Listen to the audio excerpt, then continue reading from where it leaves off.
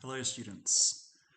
In this video we're going to go through all the steps in the introduction to Premiere Pro that we've been through in class. This will just demonstrate to you each one of those steps very clearly. So the first thing I've got open is my window where I've gone through and named my files using this very efficient numbering system. Take the time to make sure that you do that with each of your video projects. It makes the organizing of your files so much easier. So I'm going to now import those videos into my Premiere Pro project. So I've got Premiere Pro open here. This section down in the bottom corner is where the media gets imported to. So you can just drag it in there. And that works nearly all of the time. The panel is a little bit small, so what you can do is just resize it. If you need to more clearly see your files, or if you just want to see them in a list, you just click this icon down here. And that's where it's very helpful if you've named them very clearly. So how do we actually get something onto the timeline? Let's start with that first clip. We drag it across here. This is the timeline panel, and it straight away creates the timeline. So again, sometimes it's a little bit too small. What you can do is just use the keyboard plus sign, and that zooms in. So then on my touchpad, I'm just moving with two fingers up and down, and that sweeps backwards and forwards along the timeline. Okay, so let's see, how do we actually do some basic editing? So with the clip selected, head over here to these basic tools. This razor blade tool is the cutting tool. You can select it by clicking on it, or you can, at any time, just press C and it goes to the razor blade tool. So that will cut wherever you place it on the clip. So I'm just going to make a cut there. Now if you wanted to then keep working on that clip but you don't want to do any cutting, you need to go back and change it to the selection tool, which is the little arrow, or you can use the shortcut V. So C is for cutting, V is to select. And then what you can do is easily move that around wherever you want it to go. Something really important to do with a lot of our clips is to remove the audio. So first of all, I'm just going to delete that second part of the clip. So oftentimes the audio is going to be replaced anyway. So we unlink it by right-clicking and selecting unlink, click on the audio, hit delete, and now we've just got just the plain image. Okay, so there's going to be different panels in the Premiere Pro that you're wanting to access at different times. So let's have a look at how we might do some video transitions. So up here where it says Window, this is where we can have different or open up different panels. So we click on Window and we want to open up the Effects panel. So click on Effects, and down here we get a new menu is open for us. So let's try putting some video transitions in there. But there's no point putting a video transition if we've only got one clip. So we go back to Project. See how you can easily just move back and forwards between these different panels. Let's put another clip in there. I've got this wide clip, wide pan. I might put a close-up in there. And you see it automatically just snaps to that first clip. So as soon as you start to get it close, it just automatically snaps to it. If it doesn't do that, it's because this snapping tool is inactive. So just make sure that that's always on. That's really useful. Okay, so we want to transition between these two shots. I'll just get rid of that audio, unlink. The other way you can do that is just by hitting that M there, and that will mute the audio in that track. The reason why you wouldn't just do that is because by actually deleting it, it just makes it run a little bit more efficiently. Okay, so let's get a transition happening between these two clips. We go back to the effects. We want to open up video transitions.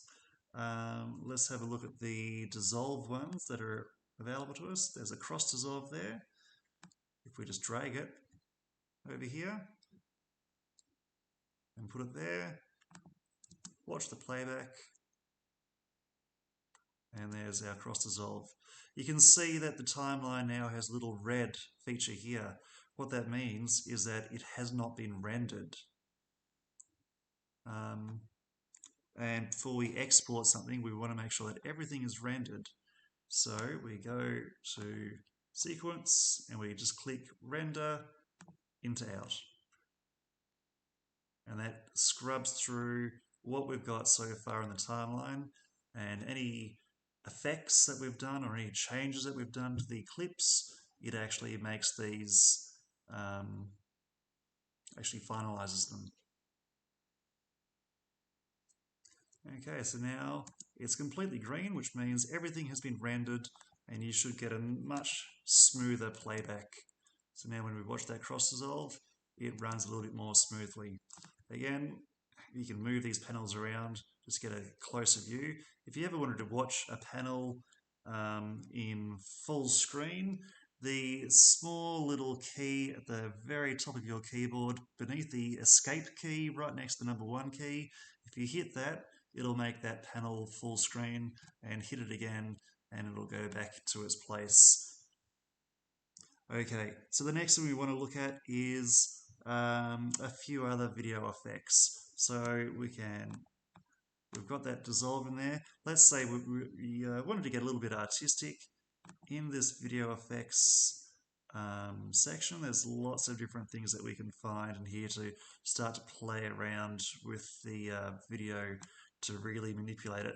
Let's just do a search in here for brush strokes. Okay, and again, like we did before, grab it, drag it onto the clip that we want to experiment with or mess around with, and now we can see that the video has changed a little bit. We can control how much the effect is applied by opening up another window called Effect Controls. So click on that one, and that opens up this workspace for you here.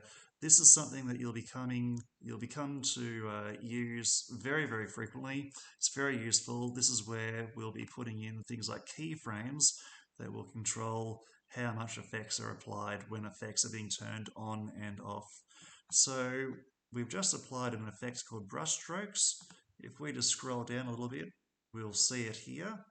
And here's where we can change all the different settings on that. So if you just wanted to have a play with that and see what sort of an effect it makes when you swap them around, and you might find an interesting result. Some of them might not do very much at first. They might need a combination of different settings. So you can see it's gone red again. If I wanted to see very clearly what the effect was doing to the clip, I would have to render it again up here. Render effects into out you could do, or render in to out to get that playback nice and smooth. Once you've made a few changes, what you can do, you can always just reset everything and it goes back to the default setting. Or what you can do is just turn the effect off completely. So that keeps the effect there selected if you wanted to turn it back on later after you've done some more work to the clip, or you can just reset everything like that. I believe you can also just get rid of it entirely by remove attributes. So anything that's ticked is what's going to be removed. So we'll just untick everything except for effects. And then that's removed the effect. It's just gone back to normal. Okay. So guys, that gives you a few things to play around with. What I'd like you to do is to put all the clips that you recorded using the cameras onto your timeline and play around with the transitions, see what they all do, get to become very familiar with them all, play around with the different video effects. So because I've chosen to search for brush there, you need to delete that and then it'll open up all the others. So go methodically through each one of those different effects, drag it onto the clip, see what it does, fiddle with the different settings in the effect controls panel, and see what sort of results that you can get.